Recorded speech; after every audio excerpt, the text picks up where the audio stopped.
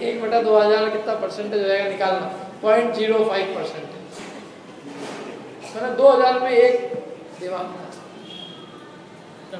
बोलो अभी यहाँ एक की 2 हो जाती है ना किसी के, तो वो अपने जीवन को महादुखी अनुभव करती, सब लोग उसको ही मानते रहे इसका तो जीवन ही बिगड़ गया, इसका क्या हो गया। अब मैं कहता हूँ इनका तो जीवन ऐसा लग रहा है इनको, जब ये देवियाँ बन जाएगी और हम 32 हो जाएंगे, मैंने एक देव की जब कम से कम 32 देवांगना होगी, तब क्या होगा इनके जीवन का, तब क्या जीवन नहीं बिगड़ेगा।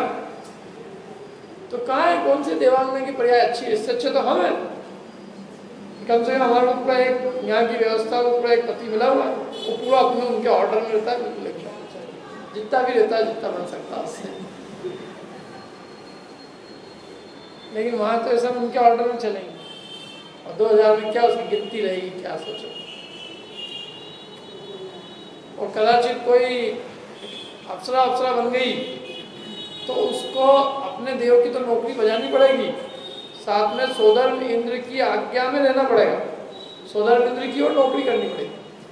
और नौकरी कैसी है वहाँ की, अपने जैसी नहीं हिंदुस्तान की कि कहाँ गए साहब की चाय पीने गए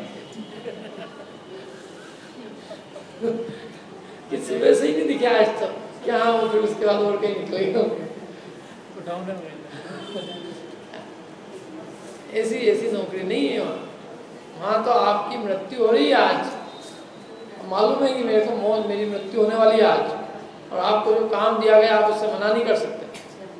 आपको कहा गया कि आपको नृत्य करने जाना है आज, तो नृत्य करने जाना, कोई मना वाली कोई बात ही नहीं है कि नहीं आज तो छोड़ दो, सीख लीव, डेड लीव ही होने वाली है, सीख लीव क्या दे रहे कि भाई अब तो मैं मर रही हूँ, अब तो छोड़ दो, पूरी जिंदगी में मैंने तुम्हारी सेवा की। लेकिन नहीं, कोई व्यवस्था, मतलब वहाँ का इतना अनुशासन है, ऐसा नियोग है वहाँ का कि जिसको जिसकी सेवा करनी है उसको मरण पर्यंत उसकी सेवा करनी है। नीला दिना को यदि नृत्य करना है तो नृत्य करना। क्या उसको 6 महीने पहले माला भी मुरझाई थी, उसको मालूम नहीं था, मालूम था उसको भी कि मेरे को मरना है, लेकिन फिर मना नहीं कर सकते। क्या ऐसे ये नृत्य एराद आती, ये कोई मना नहीं कर सकते, वहाँ कोई हड़ताल पर नहीं जा सकते कि अब आ गया टाइम, अच्छा हुआ तीर्थंकर का जन्म आया, अब हड़ताल, एंड टाइम पर हड़ताल, ऐसी कोई व्यवस्था मानी है वहाँ। जिसका जो काम है उसका वो काम उसको करना ही पड़ता है। ऐसी देवलोक की व्यवस्था। देवलोक के अंदर हर व्यक्ति का पद निश्चित होता है, उसका ना उस पर प्रमोशन होता है ना उस पर डिमोशन होता है। अपना अपना जो पूर्व का पुण्य उन्होंने बांधा है, उस पुण्य के फल के हिसाब से उनको अपनी पदवी मिलती है, और वो जो कुछ भी उन्होंने बांधा है, बस वो बांधा जितना भी था पिछला, अब उसी के अनुसार उनको मिल गया। अब तुम नया कुछ भी करो, कितने पुण्य बांधो या पाप भी बांधो, तो भी तुम्हारी इस भाव में तो कुछ भी नहीं होने वाला। इस भाव में तो जो है, जो पोस्ट है वो पोस्ट रहेगी।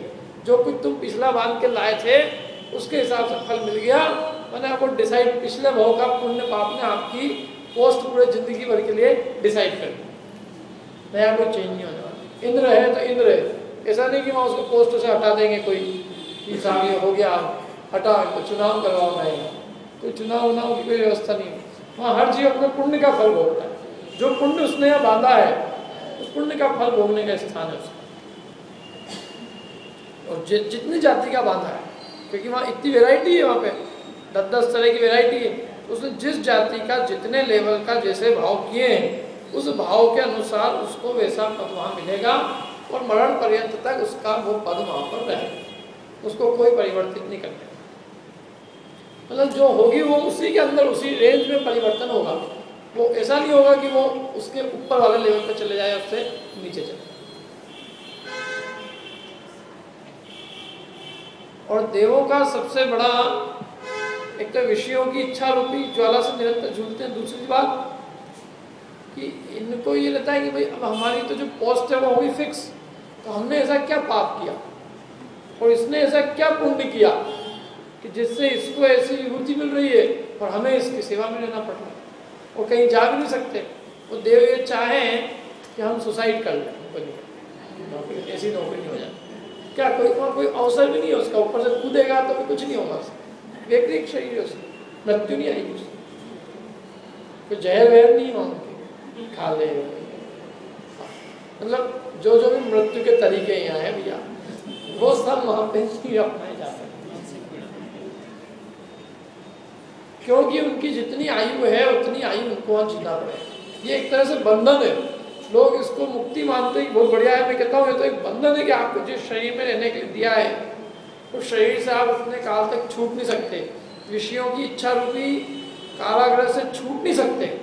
इसलिए जो समझदार देव होते हैं वहाँ, वो उस आयु का जब अंत आता है तो वो बहुत हर्ष मनाते हैं। जितने सम्यक दृष्टि देव होते हैं उनको जैसे ही 6 महीने पहले पता चलता है कि हमारी मृत्यु आने वाली है, 6 महीने बाद हम जाने वाले हैं, तो अत्यंत हर्षित होते हैं। बोले हमने अब हमारा मनुष्य भाव प्राप्त करने का अवसर आ गया, जिसकी भावना हमने जीवन भर भाई थी, अब वो समय आ गया। अब हम मनुष्य बन के और भेदाभेद रत्नत्रय की आराधना करके और मुनिव्रत धारण करके और उसी भाव में मोक्ष जाएंगे।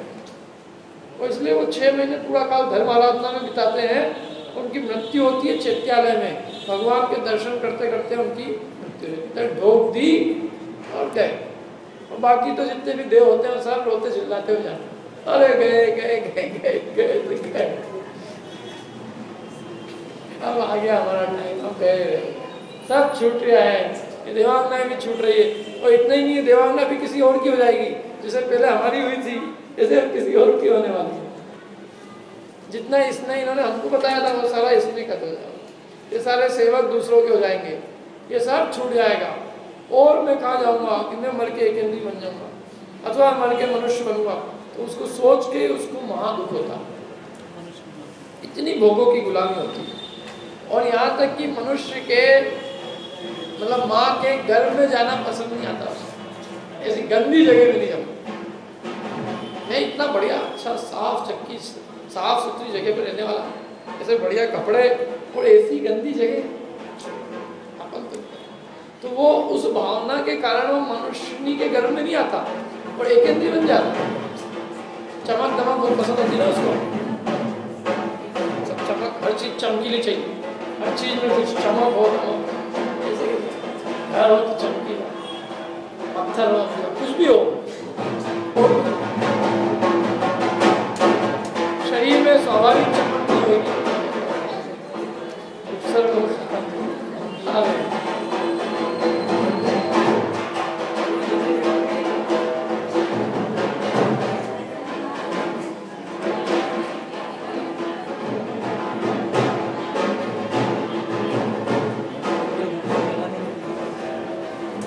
इनके जो वस्त्र आभूषण आते हैं होते हैं अत्यंत द्युतिवान होते हैं, मतलब अच्छी उनकी प्रभाव वगैरह होती है।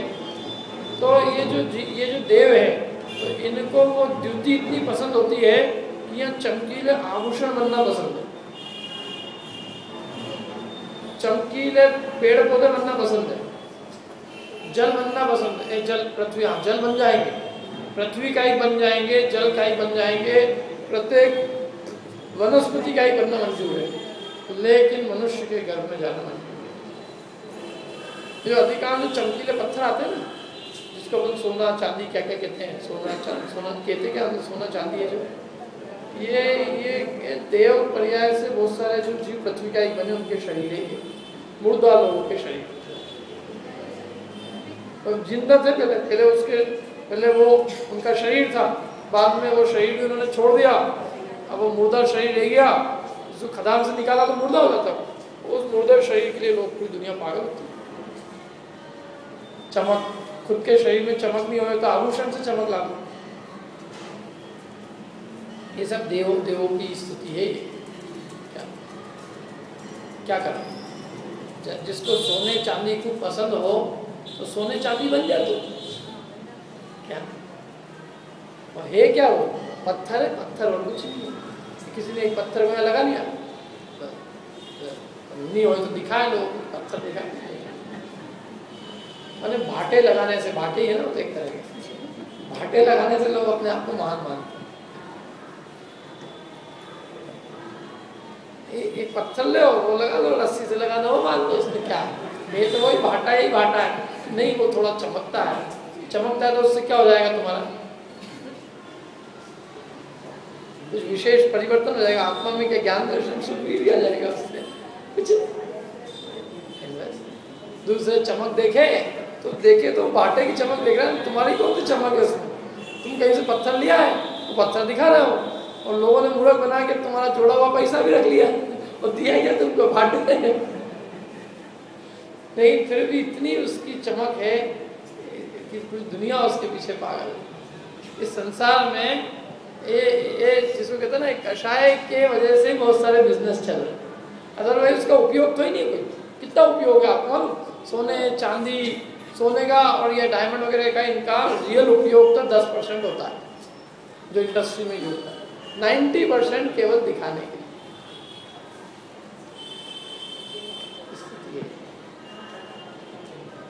मृत जीव का कलेवर शरीर पे डाल रखा है और उससे अपने क्या समझ रहे, अपन अपने आप को अपने बहुत महानता हासिल करना है।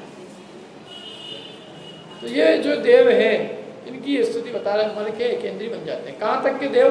भवनत्रिक के। भवनत्रिक के देवों में सबके सब एकेंद्री बनने की पात्रता रखते हैं। भवनत्रिक के देवों को एकेंद्री बनने में देने लगते। एक तो भवनत्रिक में जो भी उत्पन्न होते हैं सब नियम से मिथ्यात्व सहित उत्पन्न होते हैं, एक भी सम्यक सहित उत्पन्न नहीं होता, एक भी। चाहे वहां का इंद्र भी हो, चाहे वहां की इंद्राणी हो, सब नियम से मिथ्यात्व सहित पैदा होते हैं। और जितने आज देवी देवताओं की पूजा चलती है सब भवनत्री के, एक भी वैमानिक नहीं है। मेरे को यही आश्चर्य होता है कि लोगों को सम्यक दृष्टि क्यों पसंद नहीं आते हैं। यदि देव देवताओं में पूजना है तो सर्वार्थ सिद्धि के देव है, लोकांतिक देव है, सोधर्म इंद्र है, वो नियम से सम्यक दृष्टि है, और ये सब नियम से मिथ्या दृष्टि पैदा हुआ है। तो मिथ्या दृष्टियों का क्या आग्रह था? न तो इनमें संयम है, न इनमें सम्यक दर्शन है। और भक्ति की भी देखो तो भक्ति की मुख्यता सोधर्म इंद्र क्या है, ये तो भक्ति की मुख्यता भी इनके नहीं है। जैसा नृत्य सोधर्म इंद्र करता है वैसा नृत्य तो 3 लोक में कोई नहीं करता।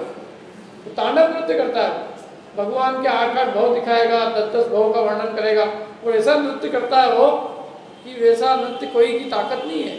आनंद नृत्य होता है जिसके माध्यम से भगवान के पूर्व भाव को दिखाता है, क्षण भर में यहाँ, क्षण भर में यहाँ। पूरे मेरू की प्रतिष्ठा करा है, इतनी सामर्थ्य से नाटक करता है।